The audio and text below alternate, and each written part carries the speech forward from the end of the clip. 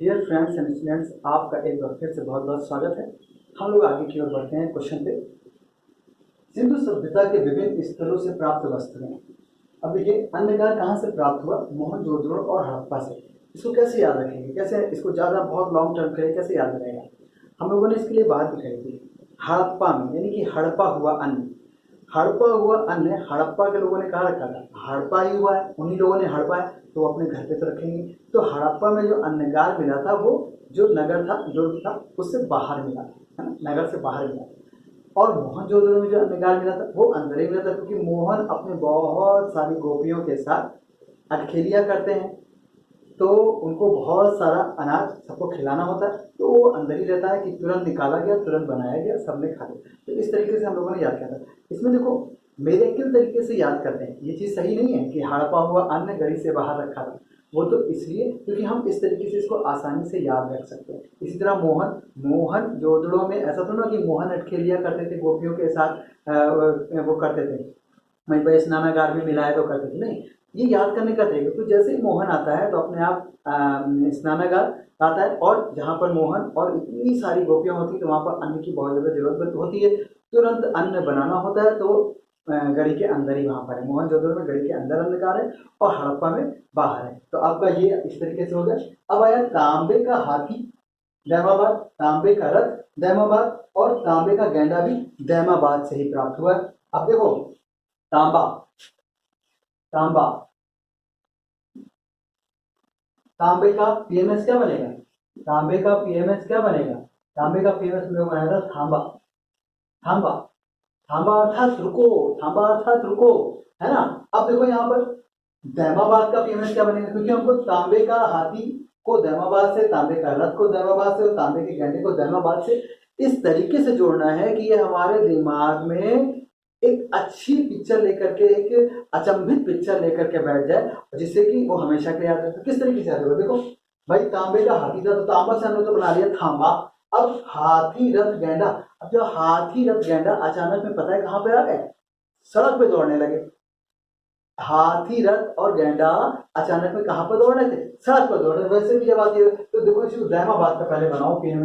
दैमाबाद, दैमाबाद, दैमा से दम, दैमा से दम बन सकता है ना, दैमा से दम बन सकता है। तो किसी ने कहा, अरे थांबा थांबा थांबा, हाथी रथ और गैंडे को निकल जाने दो, वरना अगर वो कहीं ऊपर से तुम्हारे निकल गए तो तुम्हारा दम निकल जाएगा। हाथी रथ और गैंडे को पहले निकल जाने दो, थांबो थांबो थांबो, निकल जाने दो। अगर कहीं तुम जल्दी करे और तुम्हारे ऊपर से निकल गए तो तुम्हारा दम निकल जाएगा। तो देखो, सीधी सी बात है ना भाई, तांबे का हाथी दैमाबाद से ही मिला है और कहीं से नहीं मिला है। तांबे का रथ दैमाबाद से ही मिला है और कहीं से नहीं मिला है। तांबे का गैंडा दैमाबाद से ही मिला है और कहीं से नहीं मिला है। तो ये जो पिक्चर बनी कि तांबा रथ, तांबे का हाथी रथ और गैंडा दौड़ रहे थे, इनको निकल जाने दो कहीं। अगर क्योंकि थांबा थांबा थांबा, क्यों रुको? यहाँ पहले बना था तांबे का सीधा थांबा रुको, जैसे आया थांबा, उसके बाद आया हाथी रथ गैंडा, इनको निकल जाते, कहीं ये तुम्हारे ऊपर से निकल गए तो तुम्हारा क्या निकल जाएगा? दम निकल जाएगा, तो दैमाबाद। तो इस तरीके से ये एक मिरेकल रूप में एक लॉन्ग टर्म, इसका एक पिक्चर है, बस इस बार देख लो, अपने दिमाग में थोड़ा इसका पिक्चर देख लो कि तांबे का रथ हाथी गैंडा या हाथी गैंडा, तांबे का नहीं, ऐसे ही अब निकल रहे हैं तो उनको थांबे रुक जाओ, पहले इनको निकल जाने, क्योंकि अगर ये ऊपर से निकल गए तो सच में ही दम निकल जाएगा, है ना। तो ये इस तरीके से हो गया, तो ये इस तरीके से आपको याद हो जाएगा। अब उसके बाद करते हैं चित्रित घड़ा। अब अच्छा आप बताओ, चित्रित घड़ा यानी कि उस पर बहुत खूबसूरत नक्काशी करी गई हो। चित्रित घड़ा है उस पर खूब अच्छी सी सुंदर सुंदर नक्काशी उसे सजाया गया। ऐसा कब होता है? आपके सब कॉन्शियस में ऐसी कौन सी इमेज निकल आती है जहां पर घड़े को सजाया जाता है? ध्यान को तुरंत आएगा, जब शादी ब्याह होता है। जब शादी ब्याह होता है तो घड़ा होता है ना, घड़ा, उसको खूब सुंदर सुंदर सजाया जाता है और थाल के बीच में रखा जाता है। रस्मों को निभाने के लिए एक ऐसा भी होता है ना, थाल के बीच में घड़े को रखा जाता है। तो लोथल का फेमस हम लोग कई बार बना चुके हैं। लोथल का फेमस क्या बनता है? थाल, और घड़ा चित्रित घड़ा है, तो चित्रित घड़ा का पिक्चर देखो, अपने आप थाल में रखा हुआ दिखेगा। तो लोथल में कहा क्या मिला है? चित्रित घड़ा मिला है। इस तरीके से दोस्तों होता है। आप मेरे साथ जुड़े रहो, आपको इसी तरीके से पूरा का पूरा सारे विषय आपको याद कराऊंगा। आगे चलते हैं अपने नेक्स्ट क्वेश्चन की ओर। क्वेश्चन हड़प्पा सभ्यता के मुख्य देवता कौन थे? ये थे पशुपति। हड़प्पा सभ्यता के मुख्य देवता कौन थे? पशुपति थे। अब देखो इसको कैसे याद करेंगे, आराम से याद होगा बहुत अच्छे तरीके से। हड़प्पा सभ्यता में लोग क्या करते थे? हड़पते थे। हड़प्पा सभ्यता में लोग क्या करते थे? हड़प लेते थे हर चीज को। अब ये बताओ जनरली रूप में हमारे सबकॉन्शियस में क्या रहता है कि जो लोग ये हड़पने पड़पने काम करते हैं तो इसको अच्छा हम लोग मानते हैं? इसको तो बिल्कुल अच्छा नहीं मानते हैं। ये तो हमारे यहाँ बेकार का काम माना जाता है, इंसानों का काम ही नहीं माना जाता। किसका काम माना जाता है? पशुओं का काम माना जाता है। हड़प लेना किसी की बेकार बेकार तरीके का इंसान है, सबका चीज हड़प लेता है, इंसान है ही नहीं है, ये तो जानवर के तरीके से है, ऐसे हम लोग बोलते हैं ना। तो हड़प्पा सभ्यता में हर चीज हड़पते थे लोग, हड़प लेते थे किसी का। तो जब हड़प लेंगे तो उनका जो सबसे ज्यादा इंसान हड़पता था ना उसी को वो पशु की तरह मानते थे। तो ये पशुपति यानी कि जो पशुओं के समान था, पशुओं की तरह जो व्यवहार करता था, सब कुछ हड़प लेता था, तो इसलिए हड़प्पा सभ्यता के मुख्य देवता कौन हो गए?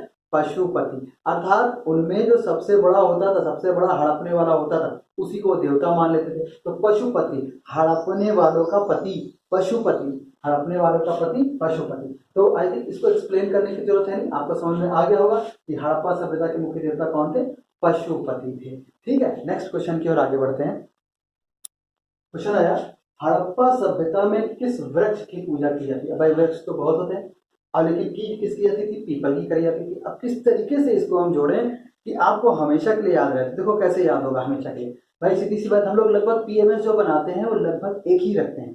अगर कुछ नया पीएमएस किसी चीज का बनता भी है तो वो उसके आंसर से उस तरह से रिलेट करता है, वो एक अलग पिक्चर बन जाती है। तो जब हड़प्पा सभ्यता थी, यहाँ पर अभी हमने बात करी कि सब हड़प लेते थे लोगों का। अब भाई अगर किसी का सब कुछ हड़प लोगे तो वो मर जाएगा। भाई जब सब कुछ हड़प लिया तो इंसान मर जाता है, मर जाएगा। अब मर जाएगा तो जब उसका सब कुछ हड़प लेगा तो उसकी आत्मा क्या होती है? भटकती है। और आत्मा जो होती है, आत्मा वगैरह होती है, जो भूत होते हैं, ज्यादातर कहाँ पर रहते हैं? ज्यादातर कहाँ पर रहते हैं? ज्यादातर नहीं, यही हमारे सबकॉन्शियस में फील है कि पीपल के पेड़ पे रहते हैं। पीपल के पेड़ पे क्या रहते हैं? पीपल के पेड़ पे भूतों का वास होता है। पीपल के पेड़ पे भूतों का वास होता है। तो भाई हड़प लेते थे, हड़प्पा वाले सामान लोगों का, साधारण लोगों का सामान हड़प लेते थे। तो वो क्या, जब मर जाते थे तो भूत बन जाते थे, क्योंकि उनका सामान हड़प लिया था। तो भैया जाकर के वो पीपल पे बैठ जाते थे। अब ये बड़े चालू होते थे हड़प्पा वाले, वो जानते थे कि हमने सामान हड़पा है, ये मर के गया है, जरूर भूत बन करके पीपल पर बैठा होगा। पीपल की खूब पूजा करो जिससे कि भूत हमारा कुछ भी बिगाड़ ना पाए, पीपल की खूब पूजा करो। तो ये लोग क्या करते थे? पीपल वृक्ष की बहुत पूजा करते थे। देखो कहानी झूठी लेकिन कितनी जबरदस्त मजेदार है कि दिमाग में एकदम बैठ जाती, क्योंकि रिलेट भी करती है क्वेश्चन को लेकर के, आंसर से एकदम मिरेकल टाइप की पिक्चर का क्रिएशन करती है और ऐसी पिक्चर बनाती है जो हमारे सब कॉन्शियस में सही रूप में फील है। तो पीपल की वृक्ष की पूजा क्यों करते थे? क्योंकि हड़पे हुए लोगों का जो सामान हड़प लेते थे तो वो बेचारे मर जाते थे, मरने के बाद भूत बन जाते थे, क्योंकि उनका सामान हड़प लिया गया। तो वो पीपल की पूजा कर लेते थे हड़पने वाले। तो क्या होता था कि वो भूत उनका कुछ बिगाड़ नहीं पाता था। आशा करता हूँ आपको समझ में आया होगा। नेक्स्ट क्वेश्चन की ओर आगे बढ़ते हैं। क्वेश्चन आया, हड़प्पा सभ्यता में किस पक्षी की पूजा की जाती थी? तो पक्षी कौन सा था? डोभ की पूजा जाती थी, डोभ। अब देखो जोड़ना है हमको, हड़प्पा सभ्यता, पक्षी, डोभ, इस तीनों को कनेक्ट करना है। देखो किस तरीके से कनेक्ट होगा, मैं तीन तरीके से कभी नहीं बोलूंगी। हड़प्पा सभ्यता में लोग करते क्या थे? हड़पने का काम करते थे। तो पक्षी जो होता है, जैसे हड़प्पा लिखा होगा क्वेश्चन में, पक्षी लिखा होगा, तो पक्षी, आप जैसे पक्षी का इमेज आता है तो पक्षी क्या होता है? आसमान में उड़ता है। मेन उसका काम क्या है? आसमान में उड़ता है पक्षी, जैसे हम लोग इमेजिन करते हैं आसमान में उड़ता है। तो ये क्या करता था कि ये जो पक्षी था हड़प्पा वासियों की हड़पना, हड़प यानी कि जब ये हड़पने के लिए जाते थे तो उसमें मदद करता था।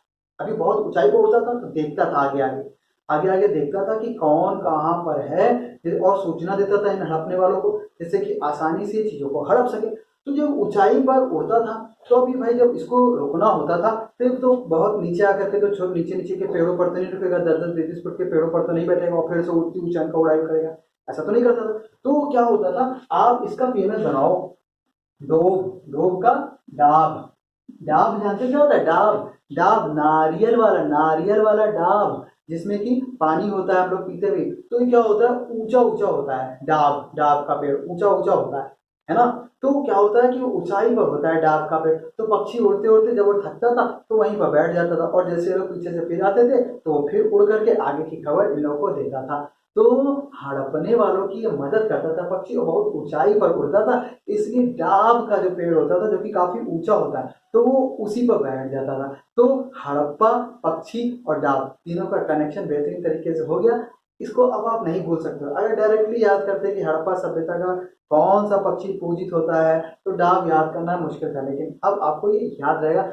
आशा करता हूं आपको पूरी तरीके से समझ में आ रहा होगा। आगे की ओर बढ़ते हैं नेक्स्ट क्वेश्चन की ओर। हाँ, तो फिर यह है क्वेश्चन, वो बीच में एक क्वेश्चन वैसा इसलिए दिया था क्योंकि वो पशुपति से रिलेटेड चीजें बतानी थी। सिंधु सभ्यता के विभिन्न स्थलों से प्राप्त वस्तुएं, जैसे पशुपति महादेव वाली मुद्रा मोहनजोदड़ो से प्राप्त हुई है, तांबे की खोपड़ी कालीबंगा से, ऊंट की हड्डी कालीबंगा से, कांसे की दीवार मोहनजोदड़ो से, एक बंदरगाह नगर सुरकोटड़ा है। ठीक है, तो पशुपति महादेव वाली मुद्रा मोहनजोदड़ो से प्राप्त हुई है। कैसे याद करेंगे? अब देखो, पशुपति महादेव, यहाँ पर देखो क्या है, यहाँ पर है महादेव और यहाँ पे क्या है, मोहन। दोनों की दोनों क्या है, भगवान के नाम है। तो जो पशुपति महादेव की जो मुद्रा मिली है वो मोहन के क्षेत्र में मिली है। भगवान भगवान के घर ही गए हैं, भगवान भगवान के घर। इसको याद करने का एक तरीका है, इसको याद करने का एक तरीका है। जैसे अभी आएगा तो आपके दिमाग में रहेगा, अच्छा भगवान भगवान के घर मिले, तो यानी कि पशुपति महादेव वाली मुद्रा कहाँ से मिली, मोहनजोदड़ो से मिली। ये क्लियर हो गया। तांबे की खोपड़ी, अब जैसे देखो खोपड़ी का बात जैसे ही आता है, खोपड़ी का बात जैसे ही आता है तो हमारे सब कॉन्शियस में कौन सी इमेज इससे जुड़ी है, खोपड़ी, खोपड़ी की माला। खोपड़ी जैसे आता है ना, खोपड़ी की माला, ये इमेज तुरंत है, ये कभी नहीं हट सकते। हमने जैसे तुमको बोला होगा आपके दिमाग में तुरंत इसकी इमेज आ गई होगी, आ गई ना। तो देखो काली बंगाल वाली, काली बंगाल, काली बंगाल वाली, काली बंगाल वाली, काली बंगाल वाली अपने गले में खोपड़ी की माला, जैसे थाम के रहो, अच्छे से रहो, वरना काली बंगाल वाली क्या करेगी, खोपड़ी की माला, तुम्हारी खोपड़ी की माला पहन लेगी अपने उसमें माले में। ठीक है ना। तो तांबे की खोपड़ी जैसे आएगा, तांबे की खोपड़ी, तो खोपड़ी से सीधे सीधे आ जाएगा काली बंगा, क्योंकि ऑप्शन में भी काली बंगा होगा, हड़प्पा होगा, तो अब हड़प्पा तो जुड़ेगा नहीं, सुरकोटड़ा भी जुड़ेगा नहीं, इसलिए काली बंगा आराम से खोपड़ी के साथ जुड़ जाता है। उसके बाद आता है ऊँट की हड्डी, ऊँट की हड्डी काली बंगा। अब देखो जैसे ऊँट की हड्डी काली बंगा, ये थोड़ा अलग तरीके का हो गया। इसको हमने तो आपके लिए मिरेक्टिव रूप से बताया है, आप चाहो इसको अच्छा बनाना, मुझे कोई भी नहीं, अगर आप बना सकते हो। देखो तो इसमें क्या हो रहा है कि ऊँट की हड्डी काली बंगा ऐसे नहीं जोड़ा, तो ऐसा करो कि काली माता को ऊँट पर बैठे हुए एक फोटो देख लो, एक पिक्चर देखो कि काली माता कहाँ बैठी हुई है, ऊँट पर बैठी हुई, और जो लोग इंसान हड़पते हैं ना उनका पीछा कर रहे हैं। हड़पने वालों का पीछा किस पर बैठ के कर रही है, ऊँट पर बैठ के कर रही है। तो हड़प्पा सभ्यता में ऊँट की हड्डी कालीबंगा से प्राप्त हुई है। ठीक है, ऊँट की हड्डी कालीबंगा से, काली माता ऊँट पर बैठी हुई है। अब देखो आया कांसे की तलवार। अब देखो ये यहाँ पर हम लोगों ने बनाया था कांसा, कांसा है ना, कांसे का पीएमएस क्या बनाया था, कांसा या कांसा, इसका हम लोगों ने पीएमएस बनाया था कंस, कांसे का क्या बना था, कंस बना था। एक दो और बन सकते हैं, हमने बोला हम लोग ज्यादातर एक ही लेकर के चलते हैं, और दूसरा अगर कुछ और होता है तो उस हिसाब से बनेगा, तो उसकी पिक्चर अलग रहेगी। तो कंस, अब देखो यहाँ पर सीधा आ गया, कांसे से कंस बना, तो कंस की तलवार, तो कंस की तलवार को किसने तोड़ा था, कंस की तलवार को तोड़ा। इसको आप मुहावरे में भी ले सकते हो कि कंस के अहंकार को किसने तोड़ा था, कंस का वध किसने किया था। तो कंस का वध करने वाला कौन था, मोहन थे। तो मोहनजोदड़ो से कांसे की तलवार मिली है, कांसे से सीधे सीधे निकला कंस, तो कंस की तलवार जैसे ही आएगा, देखो स्टेप बाय स्टेप इसमें बढ़ते हैं, याद कुछ भी नहीं करना पड़ता है। कांसा, कंस आया, अब उसके बाद बना कि कंस की तलवार, तो कंस की तलवार किसने तोड़ी, अर्थात कंस का वध किसने किया, तो मोहन ने किया। तो सीधे से कुछ, अब ये कभी भूलोगे नहीं, कभी कंजर्सन में 2-3 महीने में तो एक बार आपको रिकॉल करना पड़ेगा, अपने दिमाग में एक बार चीज लानी पड़ेगी, तो एज इट इज फिर से आ जाती है, और इसको तो लर्न रिवाइज करने में बहुत मजा आता है ना। तो अब उसके बाद एक बंदरगाह नगर, तुमने बताया था कि एक नगर ऐसा था जिसमें बंदर एकदम सुर को ताड़ के गाते थे, कच्छा पहनते थे, है ना, तो सुर को एकदम ताड़ के गाते थे। कौन, सुर को ताड़ते थे, कौन, बंदर। बंदरगाह से पीएमएस बना क्या, बंदर, बंदरगाह मतलब गाते थे, गाह मतलब गाते थे, बंदर गाते थे, सुर को ताड़, सुर को ताड़ कर, स्वर को ताड़ कर, स्वर को एकदम देख करके बंदरगाह, तो बंदरगाह नगर कौन सा है, सुर कोतरा। बंदर सुर में गाते थे, सुर को ताड़ के गाते थे, बंदरगाह नगर सुर कोतरा। तो आशा करता हूँ कि आपको ये सारे, अभी आप देखना, आप करो ना, रिवीजन करोगे, आप अगर बाई चांस जाओगे तो आपको केवल क्वेश्चन को जैसे पढ़ना शुरू करोगे आंसर आपके दिमाग में क्लिक रहेगी। थोड़े समय के बाद तो रिवीजन में लाया करो, जिससे कि आपको भी एक कॉन्फिडेंस रहे कि हाँ ये तो मुझे बहुत अच्छे से याद है या मुझे इस मेथड से काफ़ी अच्छे तरीके से याद हो रहा है। ओके ठीक है, नेक्स्ट क्वेश्चन पर आगे की ओर हम लोग बढ़ते हैं। क्वेश्चन आया कि तांबा राजस्थान की खेतड़ी से प्राप्त होता था हड़प्पा सभ्यता में। हड़प्पा या सिंधु सभ्यता में जो तांबा प्राप्त होता था वो कहाँ से प्राप्त होता था? राजस्थान में एक जगह खेतड़ी से प्राप्त होता। अब इसको लर्न करना है। देखो तांबे का हम लोगों ने बनाया था तांबा, तांबा अर्थात रुको, राजस्थान अर्थात राजा, पीएमएस बना राजा, और खेतड़ी अर्थात खेत, खेतड़ी अर्थात खेत। देखो कुछ भी याद नहीं करना। तो ये बस में मिलती तांबा। तो तांबा कहाँ से मिली? जैसे हड़प्पा सभ्यता की बात होती, हड़प्पा, तो हड़पने के लिए जब जा रहे थे तो लोगों ने कहा तांबा, राजा के खेत में मत घुसना था हड़पने के लिए, तांबा राजा के खेत में मत घुसना। तो तांबा जैसे आएगा तो तांबा आएगा, और राजा के खेत में मत जाना तो राजस्थान का खेतड़ी। इस तरीके से ये कनेक्ट हुआ, ऐसे कनेक्ट नहीं होता था, अब ऐसे कनेक्ट हुआ कि जब हड़पने के लिए जा रहे थे तो जैसे ही बढ़ रहे थे हड़पने के लिए, किसी ने कहा थामा थामा थामा, राजा के खेत में हड़पने के लिए मत जाना। राजा का खेत अर्थात राजस्थान का खेतड़ी, और थांबा अर्थात तांबा। तो तांबा कहाँ से मिलता है? राजस्थान के खेतड़ी से मिलता था हड़प्पा सभ्यता। आशा करता हूँ आपको समझ में आया होगा। नेक्स्ट क्वेश्चन पर आगे। क्वेश्चन आया हड़प्पा काल में टिन कहाँ से मंगाया जाता था? ये अफगानिस्तान से मंगाया जाता था। अब देखो टिन क्यों मंगाया जाता है पता है ना आपको? क्योंकि हड़प्पा सभ्यता कौन सी थी? कांस्य युगीन सभ्यता थी। कांसे का प्रयोग होता था यहाँ पर। और कांसा कैसे बनता है? तांबे में टिन का मिक्सचर मिला करके तब कांसे का निर्माण होता है। तो भाई ये आखिर जो कांसा बनाने के लिए जो टिन मंगाया जाता था वो अफगानिस्तान से मंगाया जाता था। ये कैसे हमेशा के लिए हमारे दिमाग में फिट हो जाए? देखो हम लोग बनाते हैं, हमारे क्वेश्चन में आया टिन, हमको पता करना है टिन। तो टिन से बना पीएमएस, टिन का पीएमएस बनाओ। टिन से क्या बन सकता है? टिन से टन, अगर टन टन टन टन टन टन, टिन से क्या बना? टन बना। तो टन टन टन टन क्या लोग करते हैं? टीन का जो डिब्बा होता है या टीन की, स्टील की या टीन की, जो भी हो, टीन की थाली, यहाँ पर टिन है तो हम टीन ही मान लेते हैं। जो टीन की थाली या कुछ भी होता है उस पर क्या करते हैं? टन टन टन टन टन टन टन बजाते रहते हैं ना। और बजा बजा के क्या करा जाता है? बजा बजा के क्या करता है? गाया जाता है। टन टन टन टन टन टन करके क्या करते हैं? गाते हैं। अफगानिस्तान, अफगानिस्तान, पीएमएस, अफगानिस्तान, अफगानिस्तान गाते थे, गाते थे। तो हड़प्पावासी, हड़प्पावासी टिन, हड़प्पावासी टिन, जो टिन होता था उस पर टन टन टन टन टन टन करके बजा करके गाते थे। तो टिन को कहाँ से मंगाते थे? अफगानिस्तान से मंगाते थे। सब जुड़ा ना? देखो ये तो पढ़ने में भी बड़ा मजा आता है और याद करने में इसको बहुत मजा आता है। कारण ये कि सब चीजें रिलेट होती है और याद करना नहीं होता है, बस एक बार दिमाग में लाना है और चेन पकड़ करके आंसर तक का जाना है। आपको अच्छा लग रहा है ना? लेकिन एक चीज है, आप लोग ना लाइक करते हो, कमेंट नहीं करते हो, लगता तो खराब है, लेकिन मैंने ईश्वर से यही कहा है कि मुझे तो मदद करनी है, कुछ अच्छा देना है, मुझे आप लोगों को कुछ अच्छा सिखाना है।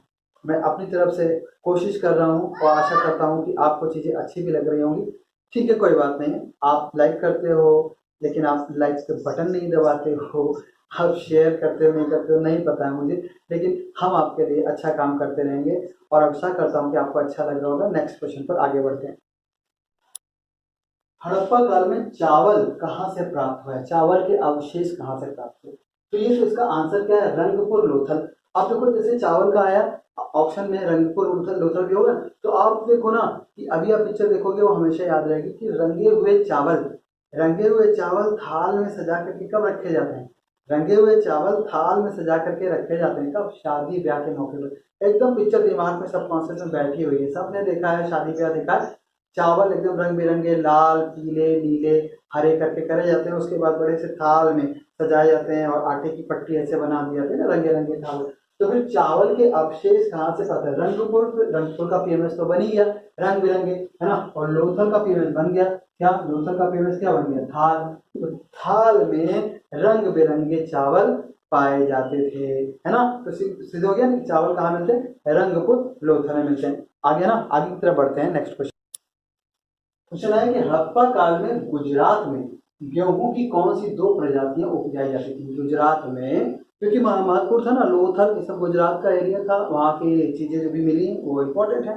तो यहाँ पर गेहूं की दो प्रजातियां उपजाई जाती थी, उनके नाम क्या थे? उनके नाम थे क्लब और ड्वार्फ व्हीट। मतलब कि क्लब नाम था और ड्वार्फ नाम था। ऐसे नहीं याद होगा, लेकिन जो कितना मजेदार तरीके से याद होगा, देखो कितना बढ़िया है। अब देखो, गुजरात में गेहूं, क्वेश्चन में क्या है? गुजरात में गेहूं, यही से हम लोग चलते हैं। गुजरात में गेहूं, तो गुजरात में गेहूं से बना गुजरात गुजारी रात, गुजरात गुजारी रात गेहूं का फेमस गेहूं, गेहूं यानी कि गुजारी रात गेहूं के, किसी के यहाँ पे गुजारी, गुजारी रात किसी के क्या, और उसको जोड़ेंगे आंसर से कैसे? देखो, गुजारी रात गेहूं के, ड्वार्फ का बनाओगे, ड्वार्फ तो बन जाता है आराम से द्वार, द्वार द्वार द्वार, किसको तोड़ोगे तो अगर तोड़ के बनाओगे तो द्वार्फ, द्वार। गुजारी रात गेहूं के द्वार पे, किस चीज के लिए? क्लब का, क्लब का क्या बना? लव, क्लब का क्या बना? लव। यानी कि किसी के प्यार में, किसी के सम्मान में उसके द्वार पे रात गुजारी। तो गुजरात में गेहूं क्वेश्चन से मिला, यानी कि गुजारी रात गेहूं के द्वार पर लव के लिए, लव के लिए, है ना, प्यार के लिए। गुजारी रात, ये सब सबकॉन्शियस में एकदम फ्री है, कोई ऐसा याद करने की जरूरत नहीं। हम लोग किसी के घर जाते हैं, उसके द्वार पे, उसके घर पे रात गुजारते हैं, तो क्या प्यार के लिए गुजारते हैं, सम्मान में गुजारते हैं, है ना। तो यहाँ से कोई क्वेश्चन सीधे से मिल जाएगा, गुजरात में गेहूं, गुजारी रात गेहूं के द्वार पर लव के लिए, तो द्वार एंड क्लब। अब ये जुड़ गया ना, क्वेश्चन आंसर से लिंक हो गया। अगर क्वेश्चन और आंसर में कोई लिंकिंग नहीं है तो वो भूलने का चांस बहुत ज्यादा होता है। अभी क्या है, आपको 2-3 महीने के बाद आप दोहराओगे, या अगर आपको लगता है कि नहीं हमको 1 महीने के बाद या 1.5 महीने के बाद करना चाहिए, तो भी आपको देखोगे उसमें भी कि आपकी मेमोरी में ये चीज रहेगी, है ना। और बीच बीच में कभी तो आपको रिवीजन पे जाना ही पड़ता है। ये आपके लिए तब अच्छा हो जाएगा कि जब मैं आपका एक रिवीजन वाला वीडियो बना दूंगा, तो वो चैप्टर वाइज बना दूंगा, वो रिवीजन वीडियो छोटा होगा, वो आपको सीधे सीधे ऐसे पढ़ाते हुए नहीं होगा। क्वेश्चन होगा, आंसर होगा, पीएमएस होगा, क्वेश्चन आंसर पीएमएस, वो सीधे स्क्रीन पर चलेगा। आप उससे भी देख करके आपको पीछे वीडियोस पे नहीं जाना पड़ेगा, और लिखी हुई किताब आपको बाद में अवेलेबल होगी। तो आपके लिए ये बेहतरीन तरीका होगा जब तक रिवीजन करने का। नेक्स्ट क्वेश्चन की ओर हम लोग आगे बढ़ते हैं। क्वेश्चन आया, ट्रिट्रिकम कम्पैक्टम और ट्रिट्रिकम स्फीरोकोकम हड़प्पा काल में पाई जाने वाली किस फसल की किस्में हैं? यानी कि ये ट्रिट्रिकम कम्पैक्टम और ट्रिट्रिकम स्फीरोकोकम ये फसलों के प्रकार हैं। तो बोल रहे हैं ये कौन सी फसलों के प्रकार हैं? अब वो हड़प्पा काल तो दिया ही होगा, है ना, ठीक है। तो देखो, अगर ट्रिट्रिकम, ट्रिट्रिकम इसको देखो, ट्रिट्रिकम, ट्रिटिकम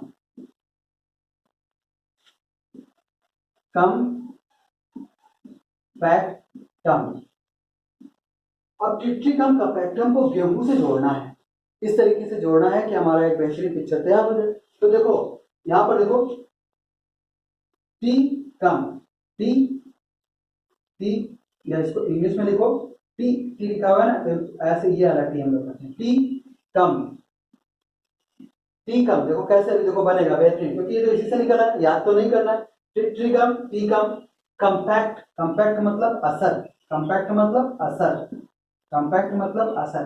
तो टी कम पीने का असर, टी कम पीने का असर गेहूं का गेहूं, गेहूं का पीएमएस गेहूं। तो टी कम पीने का असर गेहूं पर भी बहुत अच्छा पड़ता है। टी अगर कोई कम पीता है तो इसका असर गेहूं पर भी बहुत अच्छा पड़ता है ना।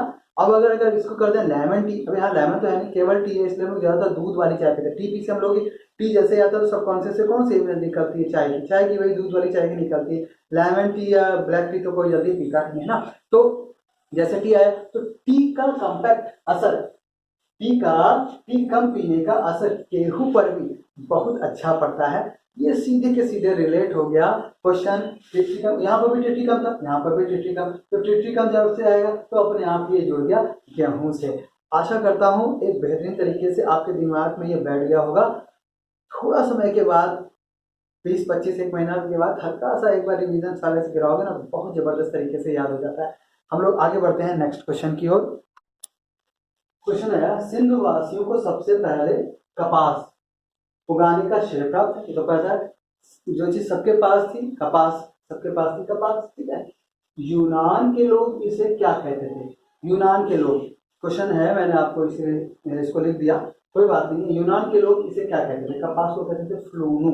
यूनान के लोग कपास को क्या कहते थे? फ्लूनू। यानी कि हमको यूनान और फ्लूनू को जोड़ना है, कपास और कपास को जोड़ना है, तीनों को एक साथ जोड़ना है। यूनान कपास, यूनान फ्लूनू, ठीक है। तो देखो कपास, यूनान और फ्लूनू,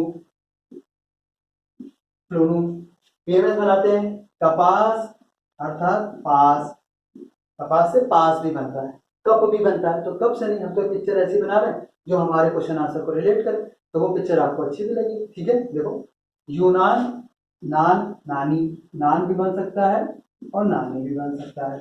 और फ्लूनू से क्या बना? फ्लू, फ्लूनू से क्या बना? फ्लू। तो देखो इसीलिए आपके लिए बनाना पड़ता है, ऐसे बनाना पड़ता है कि पूरा जुड़ जाए। तो क्या होता था कि नानी लोग, यानी कि जो हमारे अनुभवी लोग होते हैं, बड़े लोग होते हैं, तो नानी नानी बताती हैं कि अगर आप किसी के पास में ऐसे ही चले जाओगे तो आपको क्या हो सकता है? फ्लू हो सकता है। यानी कि किसी के पास में ऐसे ही नहीं चले जाना चाहिए, थोड़ा दूरी बनाए रखना चाहिए। दूरी बनाए रखने से जो भी वायरस होता है ना, उसका आदान प्रदान एक दूसरे को नहीं होता है। तो यूनान से बना नानी, अनुभवी लोग, नानी, नानी क्या बताती है? नानी बताती है कि किसी के पास ऐसे ही नहीं चले जाना चाहिए, वरना क्या हो जाता है? फ्लू हो जाता है। तो फ्लू से बचने के लिए दूरी बनाएं, डिस्टेंस बनाएं, और आजकल तो मास्क भी लगाएं। लाइफ को सुरक्षित रखिए, पढ़ते रहिए, जिंदगी बनेगी। वायरस जाएगा ही जाएगा, लेकिन हम लोगों की सतर्कता से, हम लोगों की सजगता से दूरी बनानी है। और सबको बताना भी है कि कोई भी बिना मास्क के बाहर नहीं जाएगा, और प्रॉपर मास्क लगाएगा और हैंड सैनिटाइजर करेगा। और एक चीज़ बताऊँ आपको, बहुत इंपॉर्टेंट है, वीडियो आप इसी समय में देखोगे जब ये कोरोना का काल चल रहा है, और जब चला जाएगा तो इसको याद करोगे। स्टीम लेना बहुत जरूरी है। बहुत से वैज्ञानिक सारे के सारे देश विदेश के बताते हैं कि कोई भी वायरस जब आप सांस के थ्रू या मुंह के थ्रू जाता है, तो हवा के माध्यम से, तो वो नाक और मुंह के बीच में एक ऐसी जगह होती है जहाँ पर 2 से 3 दिन के लिए रुकता है। तो अगर कोई इंसान मान लीजिए आज बाहर गया है, मार्केट गया है, खरीदारी करने गया है, प्रॉपर अच्छे से मास्क वास्क लगा के गया है, कोई बात नहीं, लेकिन अगर वो आ करके स्टीम ले लेता है, तो स्टीम ही ऐसी वो चीज़ है जो उस प्लेस पर नाक और मुंह के पहुँचती है जहाँ पर पानी भी नहीं पहुँचता, तो वो वहीं पर स्टीम से तुरंत मर जाता है। तो हमारी सुरक्षा की जो परसेंटेज है वो बहुत ज़्यादा मजबूत हो जाता है। तो हम लोगों को जब कभी हम लोग बाहर से आ रहे हैं, मार्केट से होके आ रहे हैं, तो उस दिन स्टीम जरूर लेनी। 5 मिनट लगते हैं, पानी कस के खोलाया, चादर ली, एक भगवान में पानी लिया, और उसके बाद कस कर गहरी गहरी स्टीम ली। अगर जलता है तो हल्का सा कपड़ा ऊपर कर दो, भाप निकल हल्का हल्की हो जाएगी, फिर से डालो, फिर से करो। ऐसे करके 5 मिनट तक का लंबी लंबी सांस लेकर के स्टीम लेंगे तो बेहतरीन तरीके से आपका सुरक्षित बचाव होगा। और इसको स्प्रेड करो जिससे कि ज़्यादा से ज़्यादा लोगों का बचाव हो। ठीक है, हम लोग नेक्स्ट आगे की ओर बढ़ते हैं।